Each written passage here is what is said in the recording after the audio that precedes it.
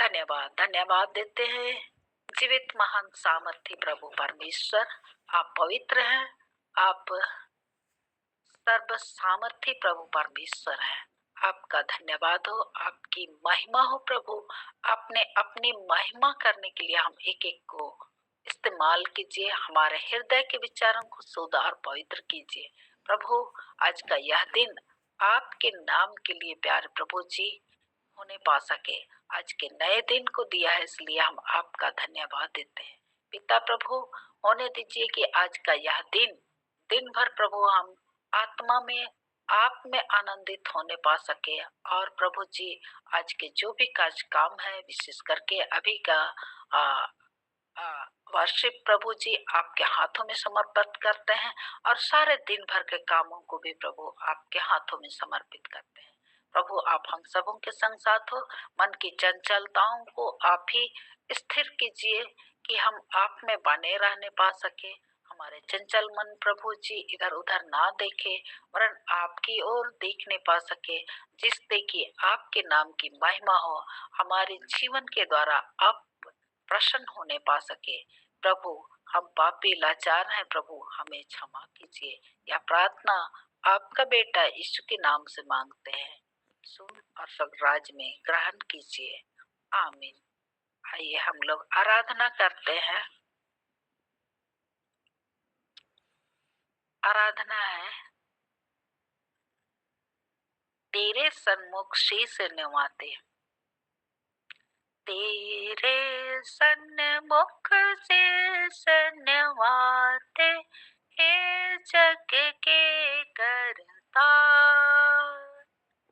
डूबे हुओं को दे दे सहारा, कर दो बेड़ा पार। तेरे सन्मुख से नवाते, हे जग के करता, डूबे हुओं को दे दे सहारा, कर दे बेड़ा पार। पाप के बादल सर पर छाए, गिरा हुआ तूफान, तुम बिन नैया कौन संभाले, मेरे प्रभु महान। के बचा लो प्राण हमारे, जग के खेवनहार। तेरे सन्मुख से नवाते, हे जग के करता, डूबे हुओं को दे दे सहारा, कर दो बेड़ा पार।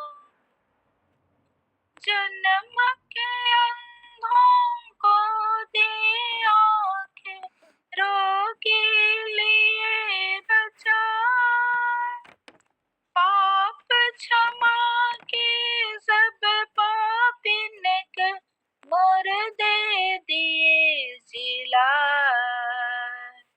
पापी हृदय हम बिलाए, धो दे तारन हार।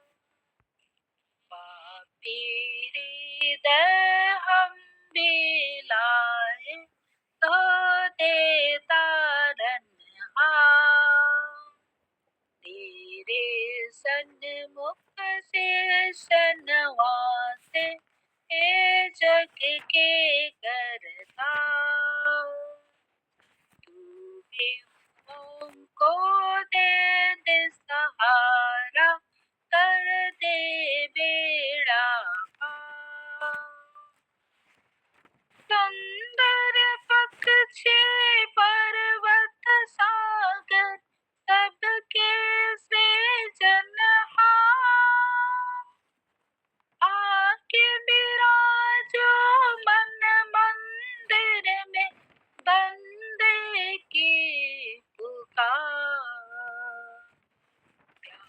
हृदय तज क पुकारे, आजा पालनहार। व्याकुल हृदय तज क पुकारे, आजा पालनहार।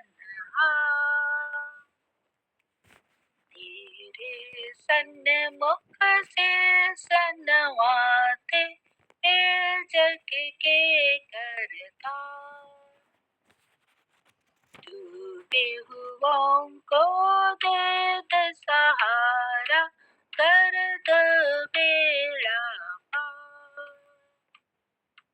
डूबे हुओं को दे दे सहारा, कर दो बेड़ा पार। धन्यवाद धन्यवाद देते हैं जीवित महान सामर्थ्य प्रभु परमेश्वर का। धन्यवाद हो। आज के दिन का मेरा सोप है। सोप हमने लिया है पहला कुरिन्थी 6 अध्याय उसका 19 और 20। पहला कुरिन्थी 6 अध्याय उसका 19 और 20।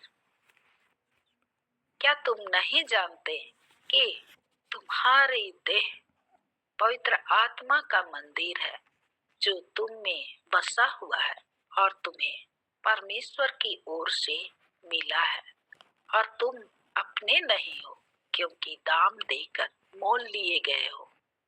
इसलिए अपनी देह के द्वारा परमेश्वर की महिमा करो। हम इस वचन को फिर से सुन लेते हैं। क्या तुम नहीं जानते हो कि तुम्हारी देह पवित्र आत्मा का मंदिर है जो तुम में बसा हुआ है और तुम्हें परमेश्वर की ओर से मिला है, और तुम अपने नहीं हो क्योंकि दाम देकर मोल लिए गए हो। इसलिए अपनी देह के द्वारा परमेश्वर की महिमा करो। आमीन। हमने इसे ऑब्जेक्शन में लिए हैं कि हम प्रभु के हैं। उसने हमें अपने लहू से मोल लेकर हमें छुड़ाया है। यह देह और देह के अंग, जो कि हम लोग का देह का अंग है, पूरा शरीर उसी के है। और यदि हम उसके लिए अपने देह का उपयोग सही रूप से नहीं करना चाहते हैं, तो आज हमें चाहना होगा, इच्छा जाहिर करना होगा, अपने आप को, अपने देह को प्रभु यीशु के लिए समर्पित करना होगा। आज ही यह निर्णय लेना है कि मैं अपने शरीर को हानि नहीं पहुंचाऊंगा या उसे अशुद्ध नहीं करना है। गंदे सोच विचारों से हमें दूर रहना होगा और मैं केवल उन्हीं बातों को करूंगी जो प्रभु को प्रसन्न करती हूँ। और एप्लीकेशन में मैंने पहला कुरिन्थी 3 का 16-17 को डाल दिया है। पहला कुरिन्थी 3 का 16-17 को, क्या तुम नहीं जानते कि तुम परमेश्वर के मंदिर हो और परमेश्वर का आत्मा तुम में वास करता है। सचमुच में यह देह हम लोग का नहीं है, यह परमेश्वर का दिया हुआ है, जिसे परमेश्वर ने मोल लेकर के खरीदा है। और आगे वचन कहता है, यदि कोई परमेश्वर के मंदिर को नाश करेगा तो परमेश्वर उसे नाश करेगा, क्योंकि परमेश्वर का मंदिर पवित्र है और वह हम हैं, तुम हैं, हम सब लोग हैं। यही मेरा एप्लीकेशन रहा। और प्रेयर में हम लोग प्रेयर करते हैं।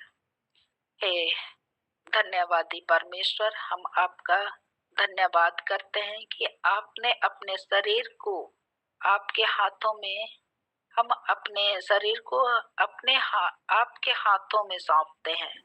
हमें पूर्ण रीति से धोकर शुद्ध और पवित्र कीजिए, और जो पाप हमने अपनी देह के द्वारा किए हैं प्रभु, अपने लहू से हमें शुद्ध और पवित्र करके माफ कीजिए और हमारे इस देह के द्वारा प्रभु जी आपकी महिमा होने पा सके।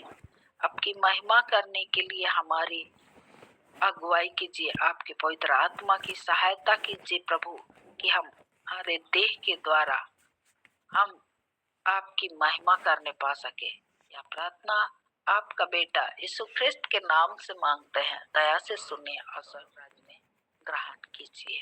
आमीन। धन्यवाद। धन्यवाद सिस्टर। प्रभु आपको और भी बहुतायत के साथ इस्तेमाल करे। और आगे जो भी बोलना है सुनीता सिस्टर, मैं आपका स्वागत करती हूँ।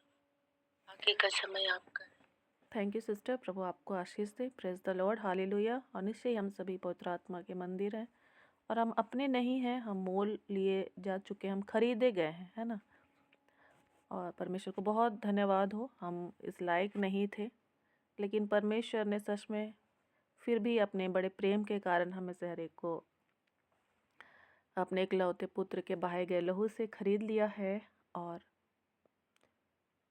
हमारे अंदर वो निवास करना चाहता है, हमारे साथ वो संगति करना चाहता है। और केवल 1 घंटा या 24 घंटा के लिए नहीं, लेकिन अनंत काल के लिए, ना ख़त्म होने वाले समय हम बोल सकते हैं कि परमेश्वर हमारे साथ अपनी संगति को बनाए रखना चाहता है। कितनी अद्भुत बात है। परमेश्वर को सारा आदर और महिमा मिले। और सभी का ही स्वागत है।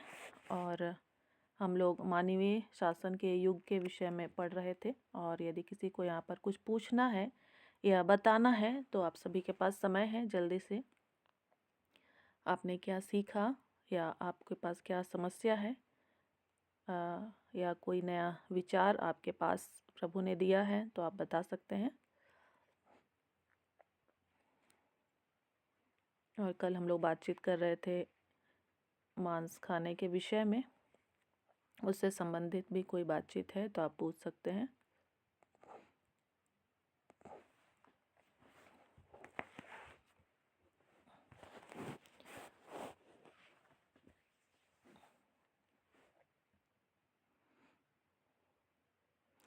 ठीक है, बाद में भी आप लोग पूछने के लिए बोल सकते हैं, है ना, आपको समय है।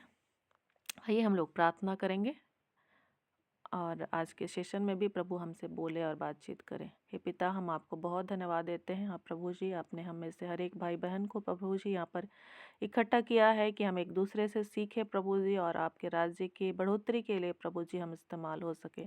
हम धन्यवाद देते हैं प्रभु जी। हम धन्यवाद देते हैं निकुंज गुड़िया के लिए प्रभु जी, कि आपने उनकी सहायता किया प्रभु जी मीटिंग की अगुवाई करने के लिए। आपका बड़ा अनुग्रह उनके साथ बना रहे। उसी तरह हम सभी भाई बहन प्रभु जी एक एक आत्मिक योद्धा के रूप में प्रभु जी तैयार होते चले जाएं। हाँ प्रभु जी, आपने जिस उद्देश्य से हमें आत्मा का मंदिर बनाया है वो उद्देश्य पूरा होता चला जाए, अंधकार मिटता चला जाए और प्रकाश फैलता चला जाए। अनुग्रह कर प्रभु जी। मानवीय शासन के युग के विषय हम लोग पढ़ रहे हैं प्रभु जी, उसको और भी अच्छी तरह समझने में प्रभु जी हमारी सहायता और मदद कीजिए। हम अपने पापों को मानते हुए इस प्रार्थना को हम आपके पुत्र हमारे उद्धारकर्ता प्रभु यीशु मसीह के नाम से मांगते हैं। आमीन आमीन। Praise the Lord, hallelujah.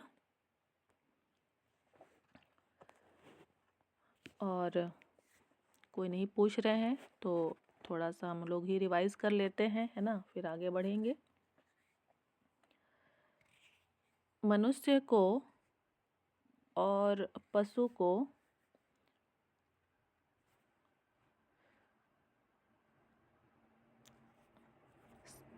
शाकाहारी और मांसाहारी होने के लिए जो आज्ञा है किसके द्वारा मिली? मनुष्य को और पशु को शाकाहारी या मांसाहारी होने के लिए आज्ञा किसकी ओर से मिली? क्या वो स्वेच्छा से वो शाकाहारी हुआ या मांसाहारी हुआ, या कैसे उसको शाकाहारी या मांसाहारी होने के रूप में हम देख पाते हैं? कोई बताएंगे? परमेश्वर की ओर से। हाँ, सही है ना? सब कोई सहमत है? परमेश्वर ने ही उन्हें उत्पत्ति 1 अध्याय में हम लोगों ने देखा कि उसे चाहे वो पशु हो या मनुष्य हो, दोनों को ही शाकाहारी होने के लिए माहौल दिया या वो आज्ञा दी। और जब हम लोग नूह की वाचा को पढ़ते हैं तो परमेश्वर की ही जो आज्ञा के अनुसार ही मनुष्य और पशु दोनों ही क्या हो गए हैं, यहाँ पर मांसाहारी हो गए हैं। तो इस बात से हम लोग क्या सीखते हैं, हमारे जीवन में क्या लागू होता है, जो जैसे हम लोग एप्लीकेशन वाले भाग में विचार करते हैं कि हमारे मन में ये उत्पन्न होता है, अगर कोई मांसाहारी होता है तो हमारे मन में बुरा मतलब अगर कोई शाकाहारी है तो उसको लगता है कि ये मांसाहारी है, तो उसके प्रति बुरा विचार उत्पन्न होता है। और अगर कोई मांसाहारी है तो वो शाकाहारी को देख करके उसके लिए बुरी भावना उत्पन्न होता है ना, कि वो ऐसा करता है ना, वो ऐसा करता है बोल करके, और अपने अंदर एक श्रेष्ठता की भावना उत्पन्न होती है। क्या आप लोग के अंदर ऐसी भावना उत्पन्न होती है? क्या आप लोग ऐसा अनुभव करते हैं? अपने आप को अच्छा समझने की भावना शाकाहारी और मांसाहारी लोगों के बीच में? नहीं सिस्टर, वो तो अपनी अपनी इच्छा है। हाँ, वो तो इच्छा है, लेकिन यदि हम संसार में देखते हैं तो जो लगता है कि हम शाकाहारी हैं, हम मांस नहीं खाते हैं, है ना, तो थोड़ी सी ऐसी भावना रहती है मन में कि हम श्रेष्ठ हैं, हम अच्छा कर रहे हैं, या हम तो नहीं जीव की हत्या नहीं कर रहे हैं। अपने आप में श्रेष्ठ समझने की भावना, क्या आप समझ पा रहे हैं? जी सिस्टर, करते हैं जो दूसरे लोग हैं तो करते हैं कि ये लोग मांस खाते हैं तो तुच्छ इस टाइप का करते हैं। और जो मांस खाते हैं उनके मन में भी ऐसा विचार उत्पन्न होता है शाकाहारियों के प्रति, है ना, कि बहुत अपने आप को अच्छा समझता है और हमें बुरा समझ रहा है, एक दूसरे के लिए बुरी भावना, है ना, भोजन को लेकर के। ठीक है, तो अब हम लोग को यहाँ हम समझ रहे हैं कि नहीं, परमेश्वर की ओर से ही मनुष्य के अंदर ये क्षमता या ये बुद्धि डाला गया या ये आज्ञा दी गई कि वो क्या है, शाकाहारी है और एक टाइम में मांसाहारी ही है। तो हमें इसको बहुत ज़्यादा क्या बोलते हैं, बहुत ज़्यादा ये नहीं करना है, किसी के लिए हमको ऐसा बुरी भावना को नहीं रखना है, या कोई हमारे लिए रखता है तो भी हमको उसको नहीं तवज्जो देना है ना, उसको महत्व नहीं देना है। और मांसाहारी बनाने का क्या उद्देश्य हो सकता है? परमेश्वर ने क्यों कहा कि मांस खा सकते हो?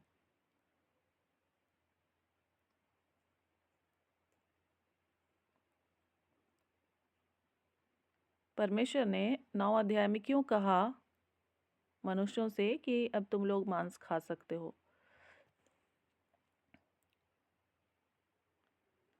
या फिर हम आगे जब हमने पढ़ा निर्गमन की पुस्तकों में कि हाँ तुम अब मेमने को खा सकते हो, तो हम आत्मिक रीति से समझते हैं, लेकिन ऐसे नॉर्मल साधारण तरीके से हम लोग क्या समझ में आता है, क्यों कहा होगा परमेश्वर ने?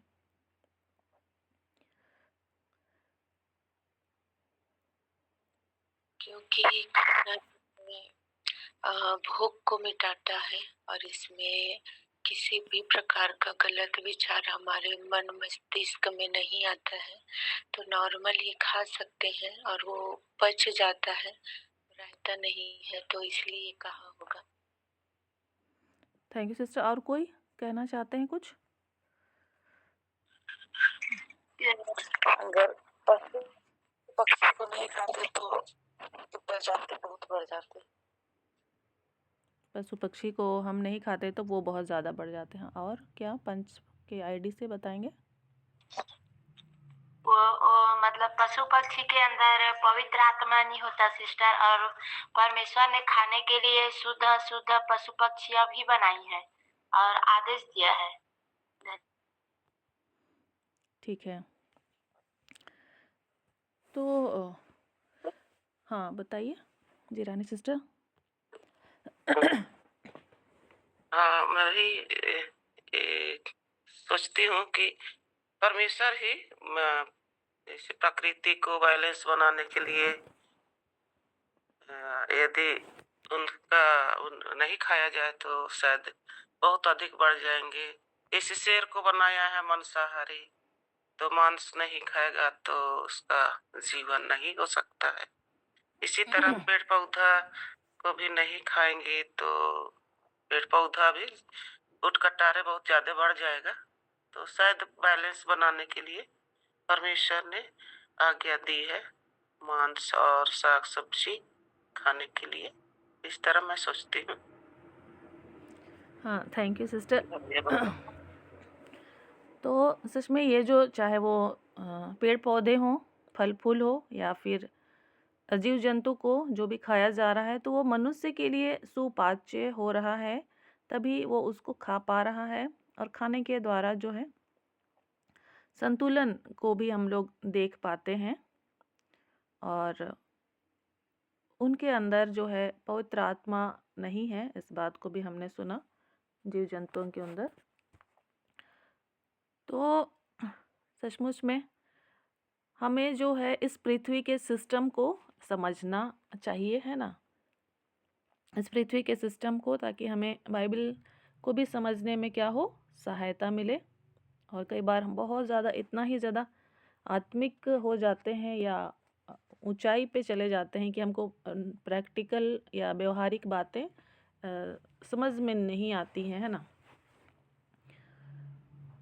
तो जो पेड़ पौधे हैं वही क्या करते हैं, सूरज से जो है ऊर्जा को ग्रहण करते हैं और वो अपने अंदर भोजन बना लेते हैं, है ना। लेकिन बाकी जो हम लोग जीव जंतु है, मनुष्य है, शेर है, चीता है, तो ये अपने अंदर भोजन को नहीं बनाता है। मांस की कहने का मतलब, हम लोग तो घर में बनाते हैं अपने चूल्हे चौके पे, लेकिन हम लोग बाहर से लाते हैं और फिर उसको बनाते हैं, फिर उसको खाते हैं। लेकिन हमारे अंदर हम नहीं बनाते हैं, हमको बाहर से चाहिए होता है ना। या तो वो साग पात के रूप में, या तो फिर मीट मछली के रूप में हमको चाहिए होता है हमारे शरीर के लिए, ताकि उससे हमको ऊर्जा मिल सके, ताकत मिल सके, और हम क्या रह सकें, जीवित रह सकें। शारीरिक रूप से हम अभी समझ रहे हैं, ठीक है। आत्मिक रूप से तो फिर हम लोग समझते ही हैं, हमको वचन की आवश्यकता होती है, और वचन से हमारी आत्मा क्या होती है, जीवित रहती है, ठीक है। अभी शारीरिक रूप से ही हम लोग समझ रहे हैं, ठीक है। तो और साथ ही साथ हम लोगों ने क्या सुना कि संतुलन की ज़रूरत होती है इस पृथ्वी पर। पेड़ पौधों को भी संतुलित मात्रा में रहना है, और जो पशु पक्षी हैं उनको भी संतुलित मात्रा में रहना है। और जैसे कि हम स्कूल में जाते हैं, वहाँ पर हम पढ़ते हैं खाद्य श्रृंखला के विषय में, है ना, फूड चेन के विषय में पढ़ते हैं। ये क्या होता है कि सबसे नीचे में क्या होता है, पेड़ पौधे होते हैं, है ना, घास पात होता है, और उसके ऊपर में कीड़े मकोड़े होते हैं, या छोटे छोटे जो भी जीव जंतु होते हैं, मेंढक होते हैं, सांप होते हैं। फिर उसके ऊपर हम जाएंगे तो और थोड़े से बड़े से जीव जंतु होते हैं जो कि उन कीड़े मकोड़ों को खाते हैं। बड़े जानवर हो सकते हैं, जैसे कि बकरी हुआ, गाय हुआ। फिर उसके ऊपर के हिस्से में जब हम जाएंगे तो देखते हैं वहाँ पर शेर हुआ, बाघ हुआ, या फिर बाज हुआ, गीद हुआ, जो कि मांस को खाते हैं। और साथ ही साथ हम मनुष्य को भी उस ऊपर के हिस्से में देखते हैं। तो यदि गीद नहीं रहेगा तो जो भी सड़े गले जो चीज़ रहते हैं या मर जाते हैं, तो उसका क्या होगा? उसको खाने के लिए वो उन गीदों की व्यवस्था की गई है ना? या तो फिर शेर नहीं रहेगा, तो जो शाकाहारी जो बकरियां हैं या गाय बैल हैं भेड़ हैं तो उनकी संख्या ज़्यादा हो जाएगी, है ना? और यदि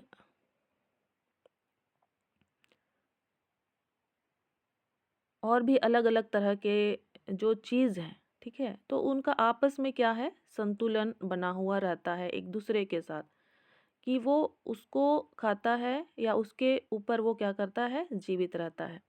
और इसका महत्वपूर्ण स्थान रहता है इस पृथ्वी पर, ठीक है? यदि जैसे गाय और कौवा को हम देखेंगे, ठीक है? गाय और कौवा को, तो वो आपस में उनका एक संबंध है, ठीक है? हम लोग को हो सकता है हम लोग को कोई मतलब नहीं होता होगा, लेकिन हम देखते हैं कि गाय को जब कान में क्या होता है, कीड़े खाने लगते हैं, तो वो कैसे उसको साफ करता है? तो एक कौवा जो आता है और उसके कीड़े को क्या करता है? खा जाता है। तो अब हम बोलेंगे कि नहीं वो कीड़े को तो खा लिया, कैसे हो जाए कैसे होगा? लेकिन वहाँ देखते हैं उस कीड़े को खाया जाना ज़रूरी है ना? उस कौवे के द्वारा, ताकि उस गाय के कान को क्या हो सके, वो साफ हो सके। और यदि वो नहीं खाएगा वो कौवा, तो हो सकता है कि उस कीड़े के द्वारा उसके कान में बड़ी बातें उत्पन्न हो जाएगी और वो गाय क्या हो जाएगा? समाप्त हो जाएगा। और उसी तरह से और भी चीज़ों को आप लोग ऑब्ज़र्व कर सकते हैं, या फिर जैसे एक पेड़ होता है आम के पेड़, उसके ऊपर भी एक लता रहता है ना?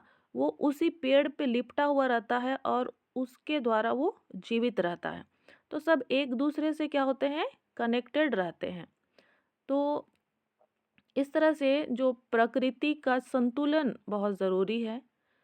और हम लोगों ने देखा कि जो मनुष्य है वो भी अब क्या कर सकता है, मनुष्य है क्या कर सकता है, मांस को खा सकता है। तो निश्चय यदि मनुष्य ना खाए तो वो पशुओं की संख्या ज़्यादा हो जाएगी, या मनुष्य भी अब क्या हो चुके हैं, वो मांसाहारी हो चुके हैं, तो वो क्या करेंगे, मनुष्यों को खाएंगे।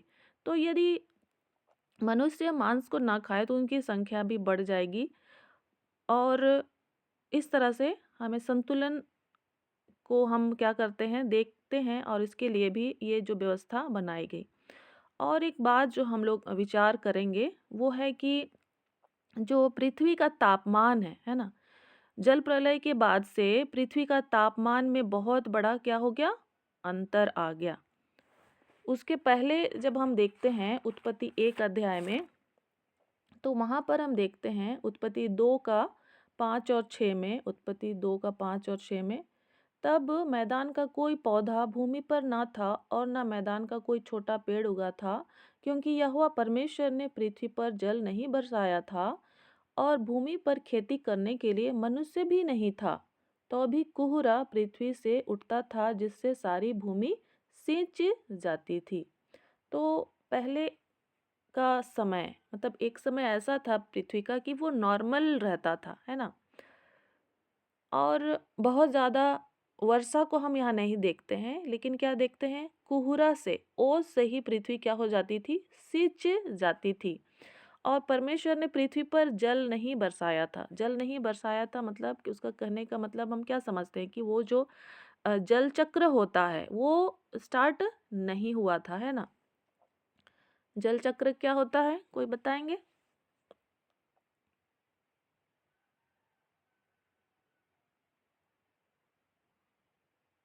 जल चक्र क्या होता है?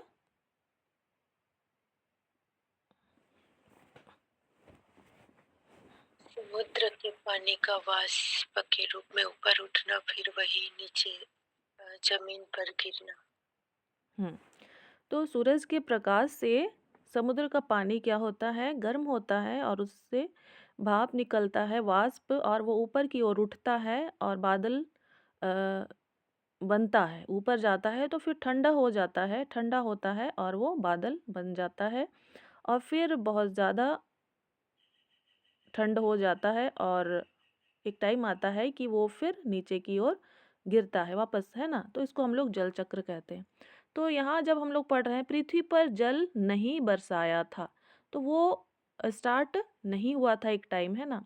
लेकिन फिर जब हम लोग जल प्रलय के समय पढ़ते हैं उत्पत्ति अ,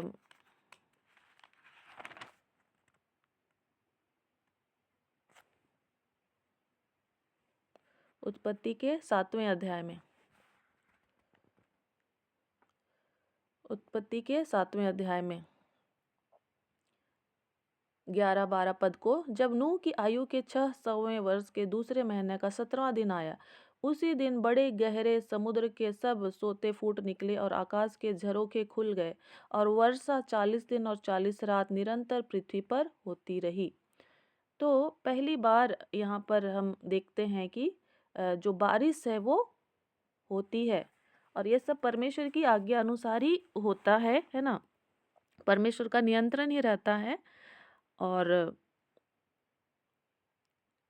हम कह सकते हैं कि जल चक्र जो है वो स्टार्ट होता है पृथ्वी पर, और पृथ्वी का जो तापमान है वो पहले के समय से बहुत ज़्यादा उसमें क्या आ जाता है, बदलाव आ जाता है कि बहुत ज़्यादा गर्मी और बहुत ज़्यादा ठंडा और बहुत ज़्यादा बरसात, है ना। जो हम लोग आज के समय में देखते हैं कि गर्मी के टाइम में बहुत ज़्यादा गर्मी लगती है, ठंड के समय में बहुत ज़्यादा ठंड लगती है, और बरसात के समय में बहुत ज़्यादा बारिश होती है। तो बहुत ज़्यादा ये जो तापमान में अंतर होता है, तो उसका प्रभाव मनुष्य के जीवन में भी पड़ता है, और उसको जो है उसी अनुसार आहार की भी आवश्यकता होती है। यदि हम ठंडे प्रदेशों में चले जाएं, है ना, ठंडे प्रदेशों में चले जाएं, तो वहाँ पर हम देखेंगे कि वो उस तरह के ही भोजन पर क्या होते हैं, निर्भर होते हैं। वो अ, जिनसे बहुत ज़्यादा ऊर्जा मिलती है ना, वैसे भोजन को खाने के लिए चुनाव करते हैं। या फिर हम देखेंगे जो मैदानी इलाके हैं, अ, तो वो लोग नॉर्मल ही भोजन को जैसे धान हुआ, गेहूँ हुआ, उसको खाने के लिए डिपेंड रहते हैं। और जैसे कपड़े लत्ते को भी हम देखते हैं, तो जहाँ का जैसा मौसम रहता है तो वहाँ पर लोग उसी तरह से ही कपड़े पहनना प्रेफर करते हैं, है ना। और जैसे मुस्लिम देशों में देखते हैं तो वहाँ पर कई लोग क्या करते हैं, बुर्के पहने रहते हैं। वहाँ के पुरुष भी हैं जो उनका वस्त्र जो है बुर्के टाइप से ही होता है, वाइट कलर का वो पहनते हैं। और स्त्रियाँ जो हैं, तो कई बार हम लोग उसको केवल धार्मिक रीति से ही जोड़ करके देखते हैं और सोचते हैं, या फिर मसीही समुदाय में भी हम बहुत सारी बातों को उसी तरह से बस सोचते हैं और वैसा ही बैठा हुआ रहता है। लेकिन जब हम उन मुस्लिम कंट्रीज़ में देखते हैं, तो वहाँ बहुत ज़्यादा क्या होती है, गर्मी होती है ना? बहुत ज़्यादा धूप रहता है, तो उससे बचाव के लिए वो लोग उस तरह का पहनावा या वस्त्र वो क्या करते हैं, कपड़े धारण करते हैं, ठीक है? तो पृथ्वी का जो मौसम है या तापमान है, तो उसके अनुसार रहने और जीने के लिए मनुष्य के खान-पान में, उसके पहनने-ओढ़ने में क्या हुआ है, अंतर हुआ है। और ये परमेश्वर की ओर से हुआ है, जो हम लोग देखते हैं उत्पत्ति के 9 अध्याय में, कि अब वहाँ पर 40 दिन 40 रात बारिश हो चुकी, ठीक है, बारिश का समय हो चुका बहुत लंबा। और उसके बाद उसको परमेश्वर ने पवन बहाया, है ना, और उसको घटाने के लिए परमेश्वर ने कार्य किया। उत्पत्ति 8 का पहला पद में, परंतु परमेश्वर ने नूह और जितने बनेले पशु और घरेलू पशु उसके संग जहाज में थे उन सबों की सुधि ली, और परमेश्वर ने पृथ्वी पर पवन बहाई और जल घटने लगा, और गहरे समुद्र के सोते और आकाश के झरोखे बंद हो गए, और उससे जो वर्षा होती थी वह भी रुक गई।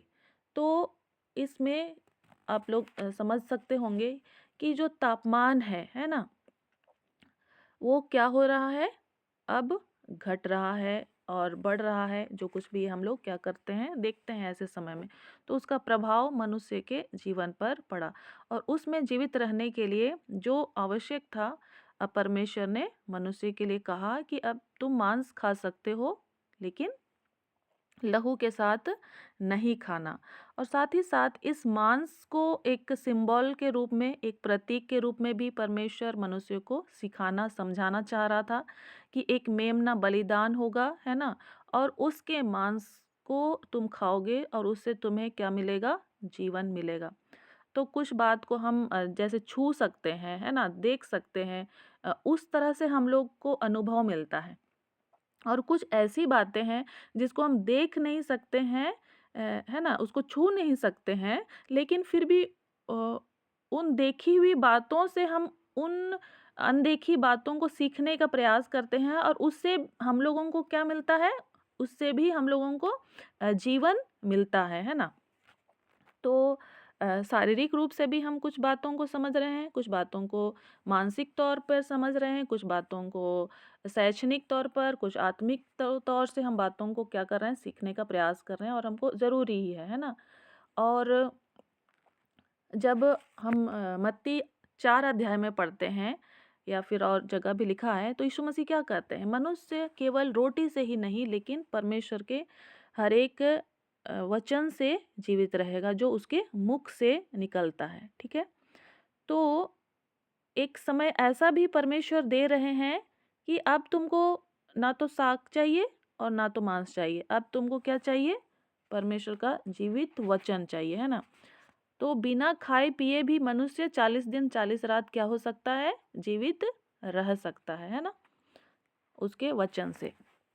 और परमेश्वर अब ऐसा भी करते हैं मनुष्य के लिए कि अब उसको कोई भी चीज़ का इच्छा नहीं रहेगा, ना तो साग पात खाने का इच्छा रहेगा, ना तो मांस मछली खाने का इच्छा रहेगा, है ना। ऐसा भी समय परमेश्वर जो है मनुष्य के जीवन में क्या करते हैं, देते हैं एक टाइम ऐसा।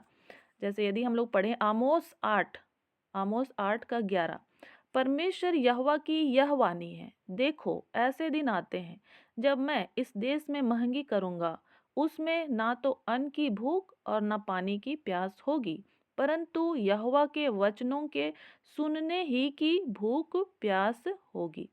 ठीक है, तो अलग अलग परिस्थिति को परमेश्वर मनुष्य के जीवन में दे रहे हैं, है ना, और सभी बातें भलाई को ही उत्पन्न करती हैं। बाइबल में बताती है कि जो परमेश्वर से प्रेम करते हैं उनके लिए सारी बातें मिलकर भलाई को ही उत्पन्न करती है।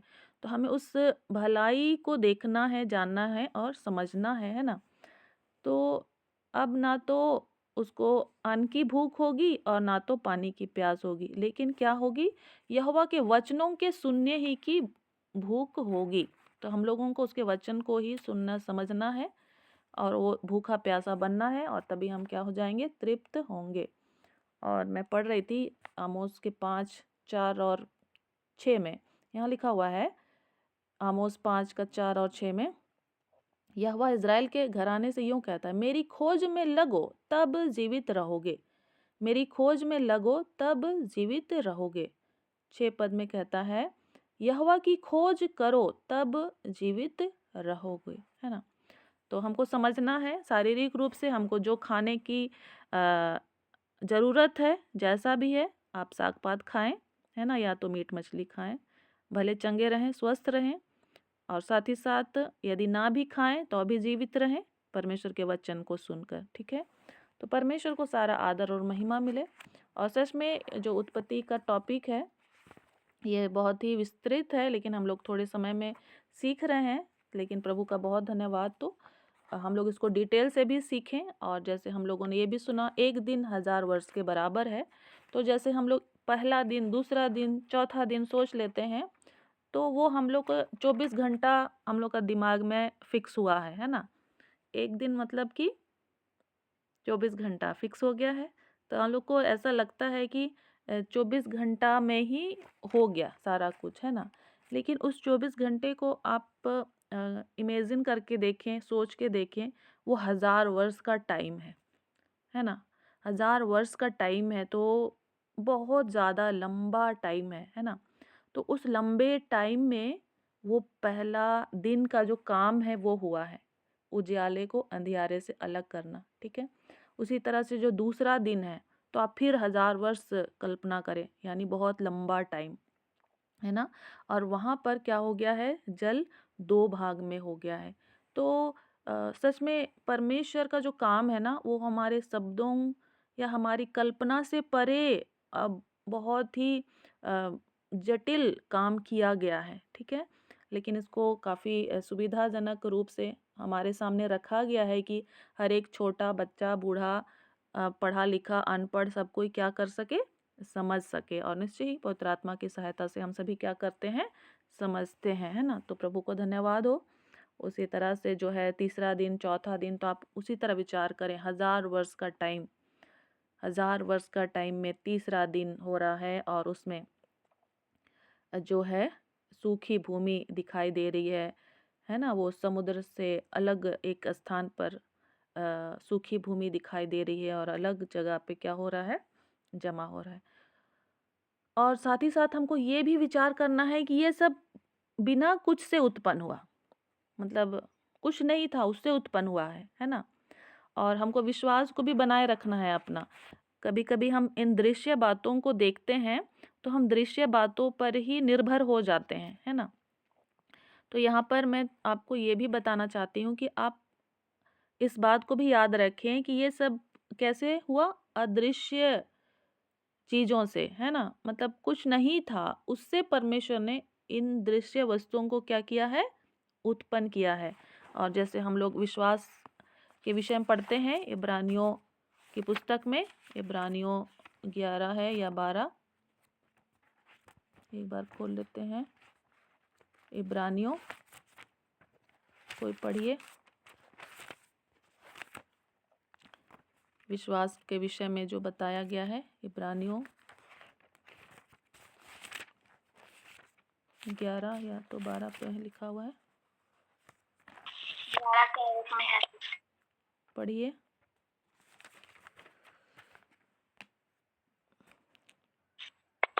अब विश्वास आशा की हुई वस्तुओं का निश्चय और अनदेखी वस्तुओं का प्रमाण है, क्योंकि इसी के विषय में प्राचीन की अच्छी गवाही दी गई। विश्वास ही से हम जान जाते हैं कि सारी सृष्टि की रचना परमेश्वर के वचन के द्वारा हुई है, पर यह नहीं कि जो कुछ देखने में आता है वह देखी हुई वस्तुओं से बना हो। विश्वास ही से हाबिल हाँ, बस इतना ही तक। तो ये सब चीज़ जो है अनदेखी वस्तुओं से बना हुआ है ना। तो हमको अनदेखी वस्तुओं पर विश्वास करने की जो क्षमता है उसको बनाए रखना है। हम जब पढ़ रहे हैं पृथ्वी के बारे में, तो कहीं ऐसा ना हो कि हम देखी हुई वस्तुओं पर निर्भर हो जाए, है ना, और हमारा विश्वास कमज़ोर हो जाए, ऐसा भी हमें नहीं करना है। स्टार्टिंग है, परमेश्वर की उपस्थिति है ना, परमेश्वर है, कुछ है या नहीं है, कौन है, परमेश्वर है। और उसके शब्द को हम क्या देखें, एलोहिम, और उसका अर्थ क्या है, पिता, पुत्र और पवित्र आत्मा, है ना। और उनकी उपस्थिति और उनके द्वारा सृष्टि का आरंभ। और साथ ही साथ उस बात को भी याद रखेंगे कि आकाश और पृथ्वी, तो वहाँ पर जो पहला आकाश है वो क्या लिखा हुआ है, स्वर्गों, क्या लिखा हुआ है, स्वर्गों। और जब बाइबल को पढ़ते हैं तो 3 स्वर्गों के विषय में हम लोग पढ़ते हैं, ठीक है। तो स्वर्गों और पृथ्वी की सृष्टि की, तो सबसे पहले परमेश्वर ने स्वर्गों की, त्रिएक परमेश्वर ने स्वर्ग की सृष्टि की और फिर पृथ्वी की सृष्टि की। और इस बात को हम लोग याद रखेंगे, अनदेखी वस्तुओं से बनाया गया है और हमको अपना विश्वास जो है उस अनदेखे परमेश्वर पर बनाए रखना है। और हम अनदेखे परमेश्वर पर हमको विश्वास करना कठिन हो रहा है, हम यीशु मसीह को देखेंगे जिसने इस पृथ्वी पर आकर उस पिता को क्या किया है, प्रकट किया है ना। और साथ ही साथ आप इस बात को भी याद रखेंगे कि उस उत्पत्ति 1:1 से पहले आप भी पाए जाते थे, ठीक है, शारीरिक रूप से नहीं लेकिन आत्मिक रीति से, ठीक है। और अपने विश्वास को क्या करना है, बनाए रखना है, विश्वास को कभी कमज़ोर नहीं होने देना है। इफिसियों 1:1 में हम लोग पढ़ते हैं। इफिसियों 1 में 1 का 4 को, इसको भी आपको याद रखना है। जैसा उसने हमें जगत की उत्पत्ति से पहले उसमें चुन लिया कि हम उसके निकट प्रेम में पवित्र और निर्दोष हों। तो जगत की उत्पत्ति से पहले, तो जगत की उत्पत्ति के विषय में हम लोग कहाँ पढ़ रहे हैं? उत्पत्ति 1:1 में है ना। तो उसके पहले आप अपने नाम लिख सकते हैं अपने बाइबल में। और ये सब चीज़ हमको और आपको क्या रखना चाहिए? याद रखना चाहिए, ताकि हमारा विश्वास जो है परमेश्वर पर मजबूत हो। और आप परमेश्वर से पूछें कि परमेश्वर क्या कारण था, कोई भी विषय को आप समझना चाह रहे हैं बाइबल में से, है ना, तो परमेश्वर ही आपको बताएंगे, है ना। जैसे हम लोग सीख रहे हैं कि उसने मांस खाने के लिए क्यों दिया, या और भी विषय को हम लोग पढ़ते हैं। तो आप परमेश्वर से डायरेक्ट पूछना है आपको, है ना, परमेश्वर ही आपको बताएंगे। यिर्मयाह 33:3 में भी हम लोग सुनते हैं ना कि मुझसे प्रार्थना कर, मैं तेरी सुनकर तुझे बड़ी बड़ी और कठिन बातों को बताऊंगा। ठीक है। तो आपका जो संबंध है परमेश्वर के साथ, आपको क्या करना है? मजबूत करना है। फिर आप आगे जब पढ़ते जा रहे हैं या कोशिश कर रहे हैं परमेश्वर की उपस्थिति में रहना, तो निश्चय परमेश्वर आपको परमेश्वर अपने आप को आप में क्या करेंगे? प्रकट करेंगे। वो चाहते ही हैं कि वो अपने आप को क्या करें? मनुष्यों पर प्रकट करें, है ना। उनका इंटेंशन ही है कि मनुष्य उसको जाने।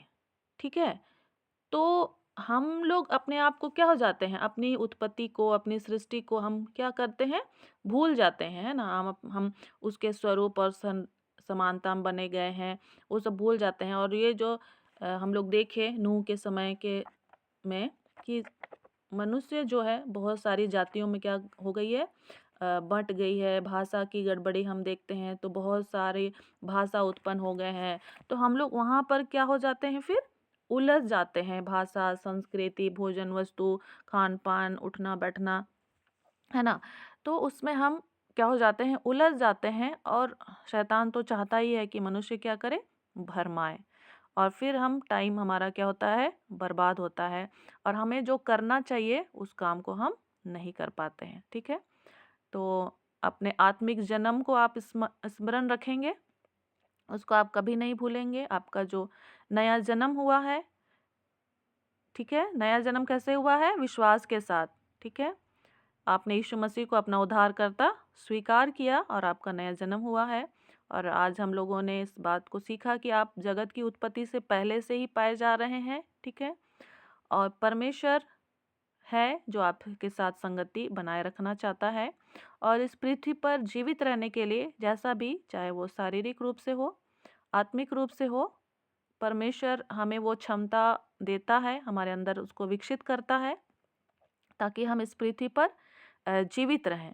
और साथ ही साथ हम उन अनदेखी बातों को जाने समझें, क्योंकि हम तो हमेशा तो नहीं रहने वाले हैं इस पृथ्वी पर, है ना। हमारा शरीर तो जाने वाला है, तो हम आत्मिक रूप से इस पृथ्वी पर रहने वाले हैं। ठीक है। और उसके लिए हमको अभी से परमेश्वर क्या कर रहे हैं? तैयार कर रहे हैं।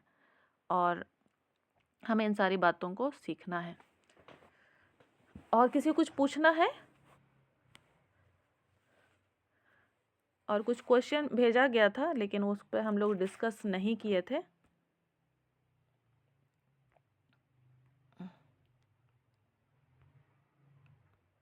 थोड़ा सा 1 मिनट में हम लोग उसको रिवाइज कर लेते हैं। मानवीय शासन का युग, पहला क्वेश्चन था हम लोग का, यह युग कब से कब तक चला? इसको तो आप लोग जान ही रहे हैं। नूह के जल प्रलय से लेकर इब्राहिम की बुलाहट तक, है ना। दूसरा, इस युग का क्या उद्देश्य था? तो यहाँ पर जो है पहला आंसर होगा ए। ठीक है। इस युग का उद्देश्य क्या था? मनुष्य पाप के ऊपर नियंत्रण रखे, है ना। BC में लिखा हुआ है मनुष्य शासन करे या मनुष्य सुखी रहे। तो शासन का युग से हम लोग को ऐसा लगता है कि शायद बी होगा, लेकिन शासन करने के साथ साथ जो मुख्य उद्देश्य है ये है कि मनुष्य पाप के ऊपर क्या करे? नियंत्रण रखे। इसलिए उसको कहा गया है कि किसी मनुष्य का लहू नहीं बहाना है ना। किसी मनुष्य का लहू नहीं बहाना है, ये आज्ञा उसे दी गई। पाप के ऊपर नियंत्रण रखना। और तीसरा क्या है? संसार की सारी नियमावली किस वाचा पर आधारित है?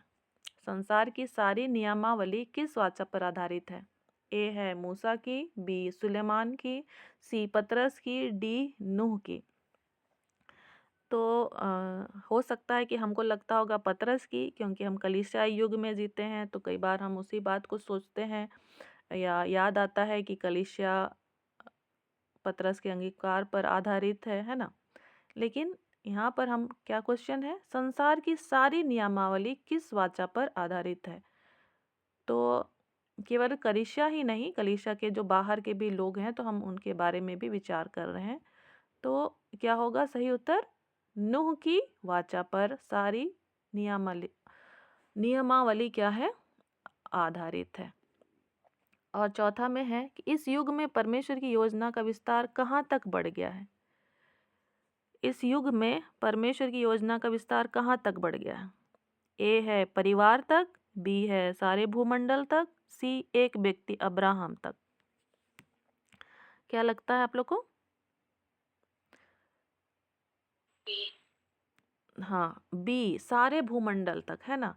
जब उसको बुलाहट हुआ अब्राहम को, तो बुलाहट में ही इस बात को कहा गया है कि तुमसे सारे भूमंडल के लोग क्या होंगे? आशीषित होंगे। तो इस युग में परमेश्वर की योजना पूरे भूमंडल तक चली गई है।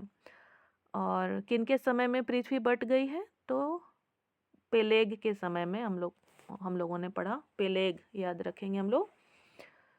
जातियों में भी बटी हुई हम लोगों ने देखा, भाषाओं में भी बटी हुई, साथ ही साथ जो पृथ्वी का जो भूभाग है, जमीन है, वो भी बटा, उसके बारे में भी हमको जानना है ना। पर्यावरण के विषय में भी हमको पढ़ना है, ठीक है। और उसके बारे में भी पढ़कर हमारी क्या बनती है, जिम्मेदारी बनती है कि हम अपने जल जंगल जमीन के लिए हमें क्या करना चाहिए और क्या नहीं करना चाहिए, ठीक है।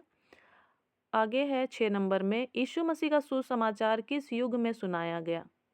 तो ये है निष्पाप युग में, सबसे पहले निष्पाप युग में ही।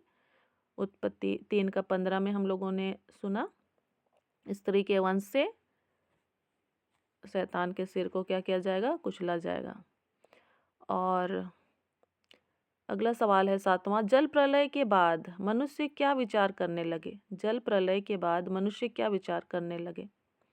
ए है अपना नाम करें, ऐसा ना हो कि हमें सारी पृथ्वी पर फैलना पड़े। बी परमेश्वर की योजना, फैलना या भर जाना के विरुद्ध योजना बनाना। सी स्वयं की योजना, एक नगर या गुम्मट तैयार करना। और डी उपयुक्त सभी। तो यहाँ जो सही उत्तर है वो डी होगा, उपयुक्त सभी। मतलब ए लिखा ही हुआ है और उसके अंदर की जो बातें हैं वो बी में लिखी हुई है और सी में भी लिखी हुई है। तो डी जो होगा, उपयुक्त सभी मनुष्य इस तरह से विचार करने लगे। और 8 नंबर में है, परमेश्वर किनको देखते हैं? तो परमेश्वर धर्मी और अधर्मी दोनों को ही देखते हैं, बी नंबर। और जब बेबीलोन का गुम्मट वे लोग बना रहे थे, तो यहोवा जो है वहाँ पर क्या हो गया था? उतर आया था और उनको देख रहा था। उन लोगों को परमेश्वर से कोई मतलब नहीं था, लेकिन परमेश्वर जो है उनको आकर के क्या कर रहा था? देख रहा था। तो परमेश्वर जो है सबको देखते हैं। हम लोग को लगता है कि कोई पापी है, बहुत ज़्यादा बुरा काम कर रहा है, तो वहाँ पर परमेश्वर की उपस्थिति नहीं है, ऐसा लगता है। नहीं, सभी जगह परमेश्वर की उपस्थिति है ना। बस ये है कि हम उसकी ओर अपना मुंह नहीं फेरते हैं, तो हमको लगता है कि परमेश्वर नहीं है। उत्पत्ति 11:5, उत्पत्ति 11:5, जब लोग नगर और गुम्मट बनाने लगे तब उन्हें देखने के लिए यहोवा उतर आया, है ना। तो यहोवा जो है वो देखता रहता है कौन क्या कर रहा है। और उसके बाद है 9 नंबर, शासकों के अधीन रहना किसका उदाहरण है? यहाँ पर जो सही उत्तर है वो है बी नंबर, सृष्टिकर्ता परमेश्वर के प्रति जागरूक विश्वासी का, ठीक है।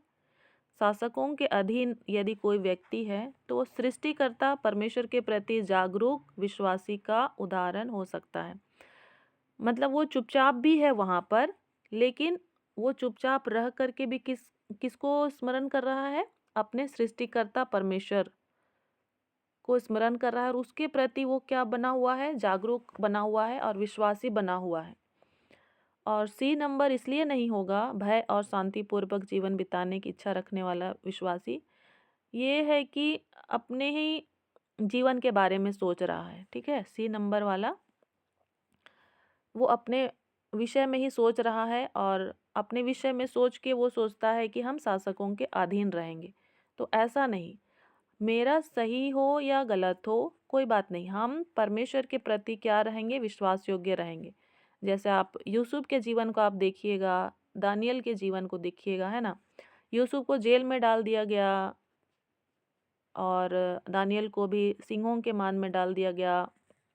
उनको बड़ा समस्या हुआ। वो फिर भी क्या थे, शासकों के भी अधीन थे, लेकिन वो साथ ही साथ जीवित परमेश्वर के भी क्या थे, अधीन थे।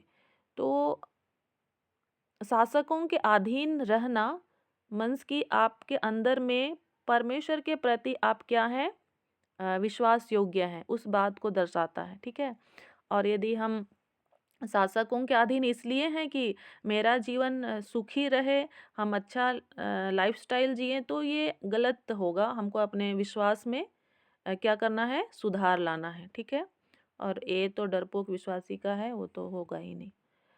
और 10 में क्वेश्चन है, इस युग में छुटकारे के लिए क्या उपाय था। तो उपाय यही था, पशु पक्षियों का जो बलिदान है वो किया जाता था नूह के जल प्रलय के समय। ठीक है, तो थोड़े समय में हम लोगों ने रिवाइज भी कर लिया।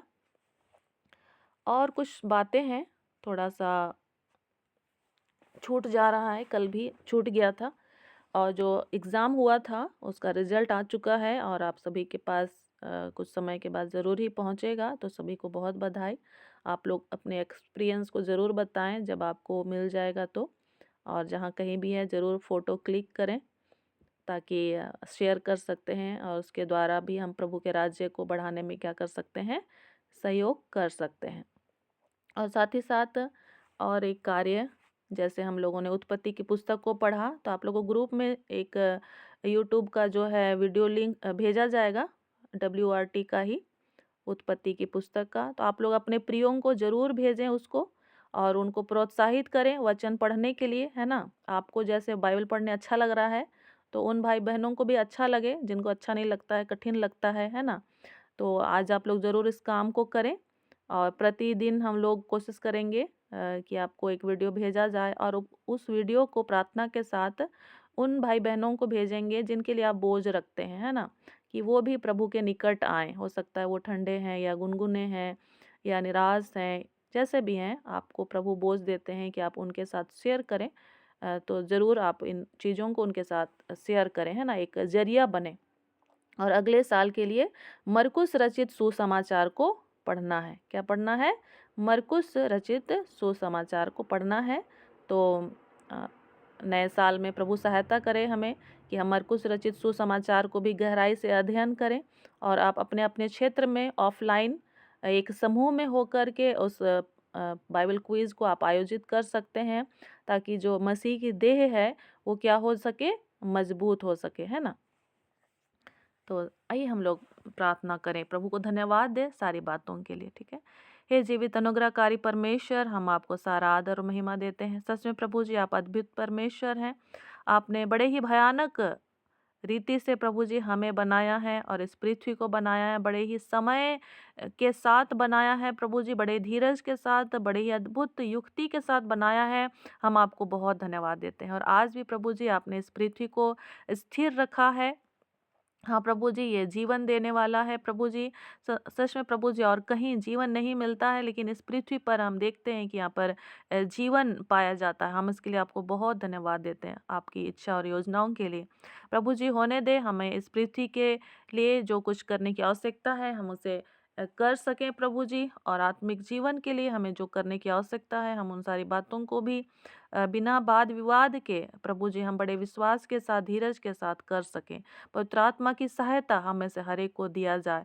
जो कुछ हमें समझ में नहीं आता है प्रभु जी, आपने कहा है कि आप उन कठिन बातों को बताएंगे। हाँ प्रभु जी, हम इस बात पर विश्वास करते हैं कि आप आने वाले समय में प्रभु जी एक एक विश्वासी भाई बहन से, हाँ प्रभु जी, आप बातचीत करेंगे और उन कठिन विषयों को आप समझने में सहायता करेंगे। सच में प्रभु जी आप उन स्वर्गीय बातों को, उन भेद की बातों को, हाँ प्रभु जी, आप उन प्रकाशनों को एक एक भाई बहनों को देंगे। हाँ प्रभु जी, हम धन्यवाद देते हैं सारी बातों के लिए। प्रभु जी, WRT के लिए भी आपको धन्यवाद देते हैं कि इसके माध्यम से प्रभु जी आपने और भी अधिक वचन की गहराई में जाने में हमारी सहायता और मदद की है प्रभु जी। और आने वाले साल के लिए भी जो मरकुस की पुस्तक को आपने हमें दिया है प्रभु जी, होने दे हम उसको और भी अधिक गहराई से पढ़ सकें और प्रभु जी हम बहुतों के लिए आशीष का कारण बन सके। हाँ प्रभु जी, आज भी कितने ऐसे भाई बहन हैं जो आपके वचन से दूर हैं प्रभु जी, जिन्हें बाइबल पढ़ना कठिन लगता है, बोझिल लगता है। हाँ प्रभु जी, हम उनके लिए आपके निकट आते हैं प्रभु जी, आपका स्वर्गीय प्रकाश उनको दिया जाए, आपकी स्वर्गीय बुद्धि ज्ञान और समझ दी जाए। यदि वो निराशा में हैं तो आपकी आशा उनको दी जाए। हाँ प्रभु जी, यदि वो गुनगुने हैं तो प्रभु जी आपकी स्वर्गीय आग उनको दी जाए और वो सरगर्म होने पाए। 5 बुद्धिमान कुमारियों के समान प्रभु जी हर एक को जागृत करें कि हर एक प्रभु जी अंत के समयों प्रभु जी जागृत होकर प्रभु जी आपके इकलौते पुत्र के आने की बाट जोह सके। अनुग्रह कर प्रभु जी। सारा आदर महिमा हम आपको देते हैं और इस प्रार्थना को हम आपके पुत्र हमारे उद्धार करता प्रभु यीशु मसीह के नाम से मांगते हैं। आमीन आमीन।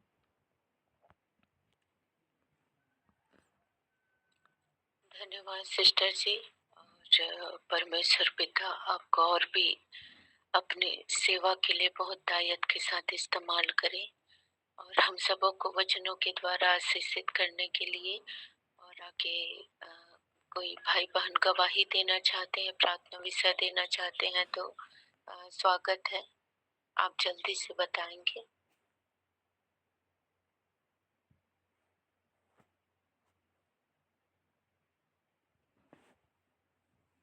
यदि किसी के पास प्रार्थना विषय है तो बताएंगे। जय मसीह। मेरा पति है, मेरा पति है मंजन भारी चेता तो तब पूर्णिमा मंजन खींचती हूँ, कर लिए प्रार्थना करना। तो मेरे लिए मेरी रात को बहुत परेशानी होती है, सोने में बहुत परेशानी होती है। ये जो घेरा मारा पर्दा यदि बकरी के टिकर लिए प्रार्थना करना, वो मेरे पढ़ने में समझने के लिए प्रार्थना करना, उस सब कुछ है।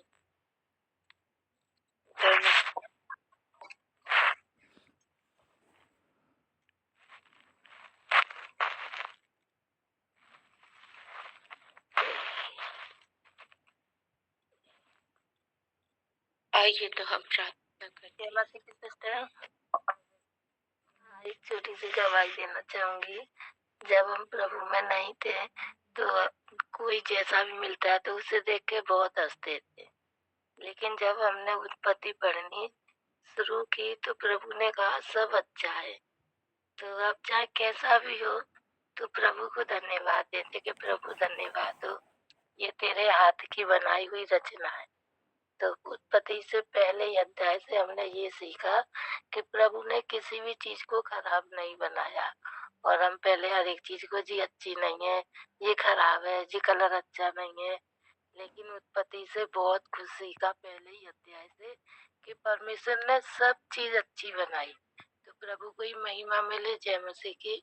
मेरे लिए दुआ करें कि मैं वचनों में और बढ़ूं, क्योंकि दवा खा खा के मेरा दिमाग कुछ ऐसा ही हो गया है, चिड़चिड़ा सा और गुस्सा सा भी आ जाता है मुझे दवाओं से, और नींद भी बहुत आती है दवा खा खा के। तो आप दुआ करें प्रभु जल्दी छुटकारा दे मुझे, और मेरा टाका भी अच्छा हो गया है। जय मसीह की।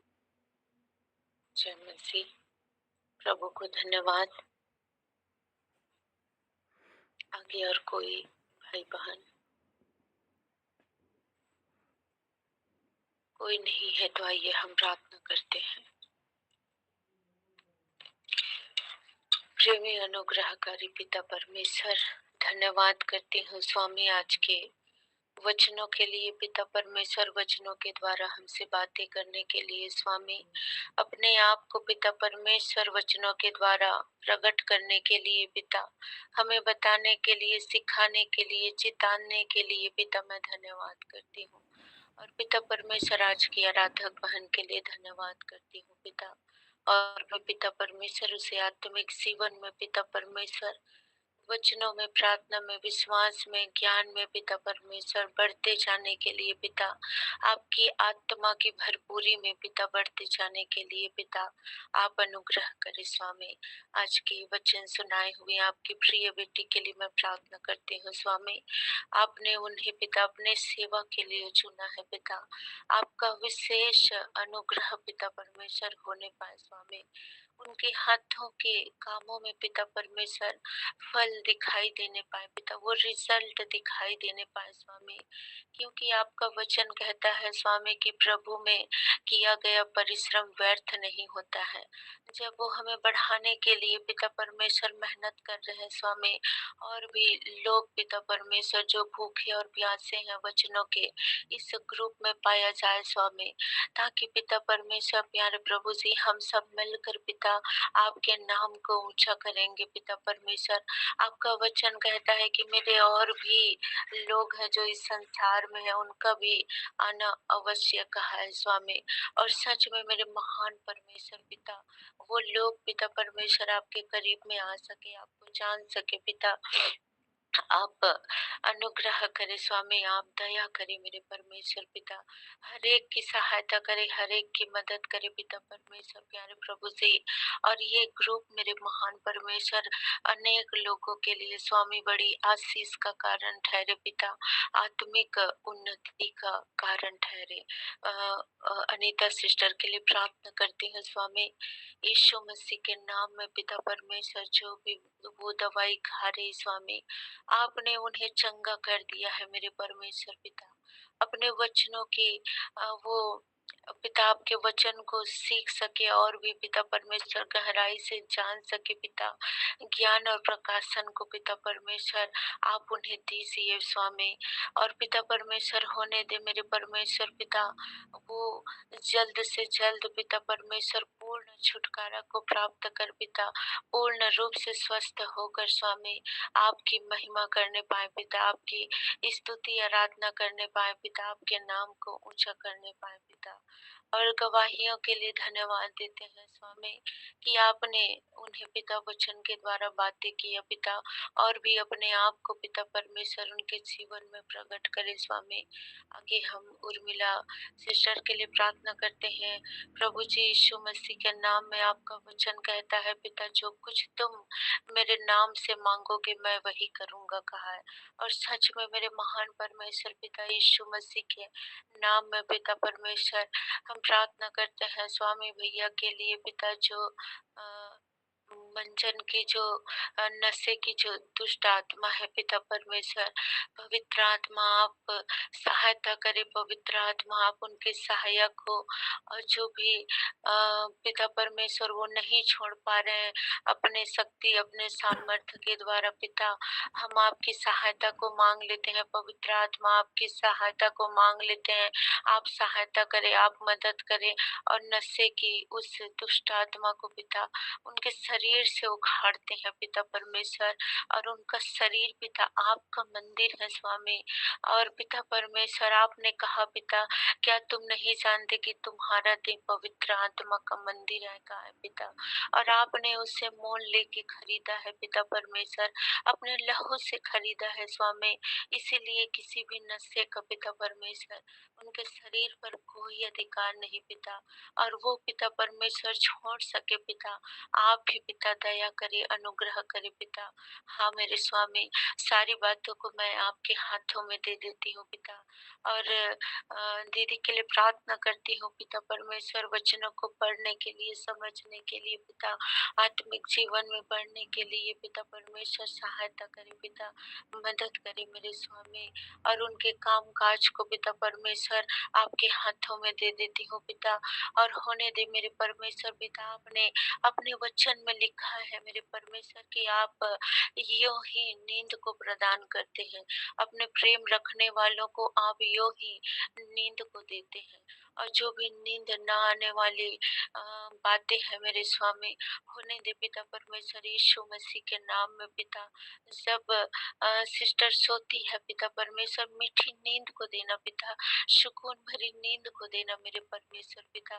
किसी भी प्रकार के चिंता का, भय का पिता परमेश्वर उनके शरीर पर अधिकार नहीं स्वामी, क्योंकि आपने उन्हें चिंता भय का आत्मा नहीं दिया है पिता, प्रेम धीरज का आत्मा दिया है मेरे परमेश्वर, संयम का आत्मा दिया है पिता। और जो भी उनके सोच विचार में जो भी वो चिंता करती है, जो भी बोझ रखती है मेरे परमेश्वर पिता, उन बातों को पिता मैं आपके ऊपर डाल देती हूँ। आपने कहा है मेरे स्वामी कि मैं तुम्हारा ध्यान रखूंगा, चिंताओं को मेरे ऊपर डाल दो, मैं तुम्हारा ध्यान रखूंगा, कहा है स्वामी। यस राजा, जो भी उनकी चिंता है, जो भी समस्या है पिता, अपने पति को लेकर पिता, हर एक बातों को स्वामी मैं आपके ऊपर डाल देती हूँ। और आप ही पिता परमेश्वर उन्हें सही मार्ग दिखाए पिता, सही मार्ग पर चलाए पिता, सही निर्णय लेने में सहायता करे, मदद करे पिता। और भी पिता परमेश्वर आप में मजबूती से बने रहे स्वामी, आप अनुग्रह करे, आप दया करे राजा। एक एक के लिए प्रार्थना करती हूँ, एक एक को पिता आपके हाथों में सौंप देती हूँ पिता, एक एक के घर परिवारों को पिता, एक एक के बच्चों को पिता, एक एक के काम काज को पिता, एक एक के बुजुर्गों को पिता, हर एक के पिता, आस पड़ोस को पिता, हर एक के गांव समाज को पिता आपके हाथों में दे देती हूँ। हर एक के पिता क्षेत्र को, राज्य को पिता आपके हाथों में दे देती हूँ। और विशेषकर मैं प्रार्थना करती हूँ पिता, इन दिनों में जो पढ़ने वाले बच्चे हैं मेरे परमेश्वर पिता, जो जवान छात्र छात्राएं हैं मेरे परमेश्वर पिता, और भी जो विभिन्न जो शिक्षा के स्थल है मेरे परमेश्वर, जहाँ पर वो पढ़ रहे हैं स्वामी, हर एक पढ़ने वाले बच्चों को पिता, जवानों को पिता आपके हाथों में दे देती हूँ पिता परमेश्वर, चाहे वो बाइबल के ही पढ़ने वाले क्यों न हो पिता, हर एक पढ़ने वालों को पिता परमेश्वर आपके हाथों में देती हूँ। प्रभु जी आप ही ज्ञान और बुद्धि के स्रोता है मेरे परमेश्वर, यीशु मसीह के नाम में पिता। और भी पढ़ने वाले जवानों के मनों को तेज करे पिता, उनकी समझ को और भी बढ़ाए मेरे स्वामी।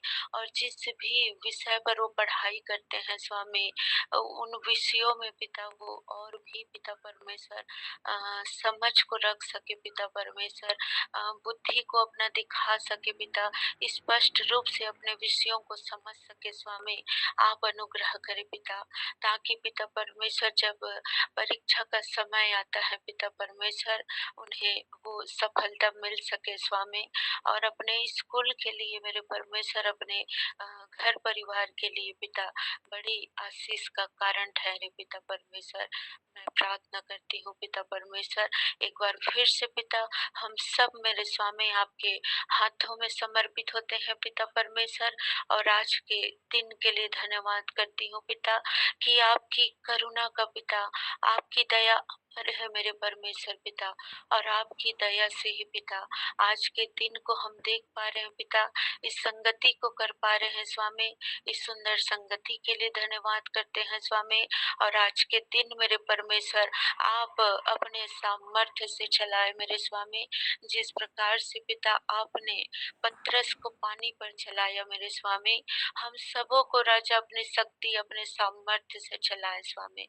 हम सब पिता आपके हाथों में समर्पित होते हैं, और इस विनती प्रार्थना को प्रभु यीशु मसीह के नाम में मांगती हूँ, आमीन आमीन। आइए हम प्रभु की प्रार्थना मिलकर करेंगे।